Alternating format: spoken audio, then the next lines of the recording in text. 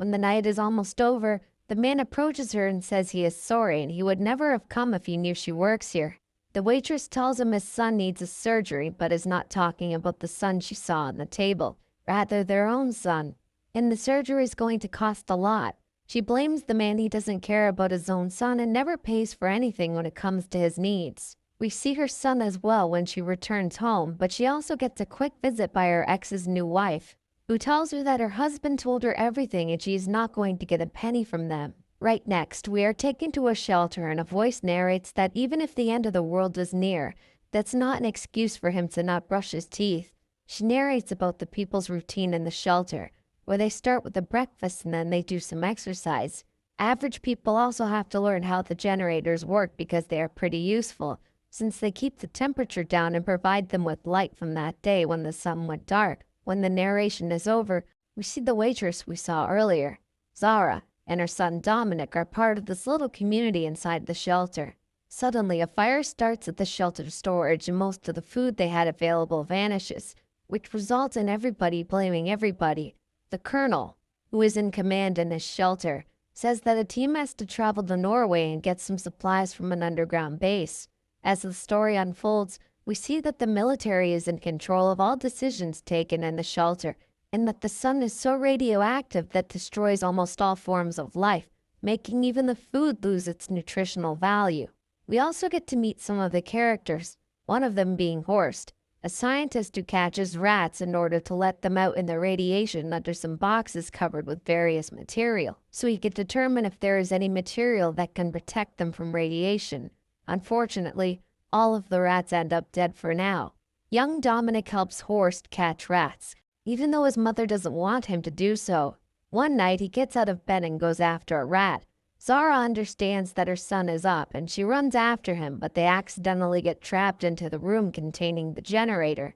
The door is locked and they can't get out, and Sylvie tells them to turn the generator off so it doesn't kill them. However, that causes the heat to go up, and a group departs for the airbase in order to get a flamethrower to open the door, save Zara and Dominic, and turn the generator back on before everyone dies from extreme hot temperature. Later, Jacob, Sylvie, and the colonel reach the airbase, but they see something they didn't expect, a destroyed airbase, which makes the colonel comment that the sun couldn't have made this happen and only a missile could have caused that kind of damage. In another backstory scene, we see the woman who assists Horst in his experiments, Laura, being in a first aid lesson, trying to perform CPR on a mannequin doll while the man who is in the same team as she tries to ask her out on a date. Even though she tells him to concentrate on their task, the man jokes around and tells her that she doesn't want to go out with him because he is from Morocco. Eventually, they go on that date, but Laura's dad intervenes and takes her out of there, saying that she has shamed her family. The film cuts back to the shelter where everyone is trying to think of a solution to get Zara and Dominic out of the trap door. The door is still holding strong while the colonel takes the other two of the group back at the base's gate so they can look for some tools there and maybe find something useful to get past the metal door. The colonel comments that they have to hurry up and travel to Norway because the destroyed airbase can't be a coincidence, and he hypothesizes that the Russians might be the ones who attack their base so they can get in Norway first and collect the supplies. Meanwhile, back inside the generator room, Zara tells her son that she is going to get them out of there and starts kicking on an air pipe, eventually breaking it down. She tries to get Dominic to climb through it first, but he falls onto her and they both end up falling on the floor. The colonel spots the dead body of a military major who everybody considers a disgusting person, being tied up in handcuffs, and he thinks Sylvie was the one responsible for his death. Jacob tells him to let her alone because nobody liked the major anyway. Two soldiers, Felipe and Hermans, are tired of waiting and they grab their guns, threatening everyone that they will start killing Zara's friends if she doesn't turn the generator back on. The colonel returns in the base and the soldiers get distracted, which gives Ayaz an opening to attack both of them. Some bullets fly around and the colonel gets killed accidentally while inside the generator room. Zara and Dominic have no other options left since they know they are going to die because Sylvie and the rest found no tools that can crack the door open.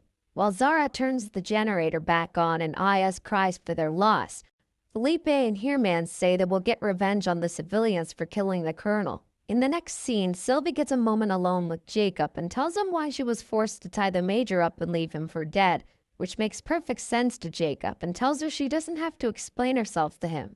But in the meantime, Felipe finds a USB in the colonel's jacket and, alongside with Heermans, they watch the video footage of Sylvie handcuffing the major, saying that they are going to get some payback. In a flashback, Ainz returns in her hometown and her mother picks her up with a car, commenting that she got some weight on, which is a very good thing. When Ainz meets her father, he tells her he doesn't want her to meet that guy she used to date because he is merely responsible for what happened to her. The scene cuts to the shelter where Ainz is cooking some food with Heermans while listening to music, and they accidentally start the fire which burned most of their food supplies. A group of people has gathered outside the shelter at night, and they are trying to decide who will go to the nearest airports to look for planes and fly to Norway if they really find one. Felipe says Sylvie should stay back because she is the leader of the civilians and they listen to her. Before they depart, they arrange a mini funeral ceremony for Zara and Dominic, and old man Rick says some words about them. Some of the civilians depart and start looking for a plane while Sylvie confronts Felipe and tells him to take his stuff out of the colonel's empty room so Ayaz can sleep there when he returns. Meanwhile, Horst is having a little romance going on with Laura, who confronts him and tells him she has noticed his absurd behavior and asks him why is that happening. Horst says he is in love with her, but he knows she is in love with Ayaz and walks away.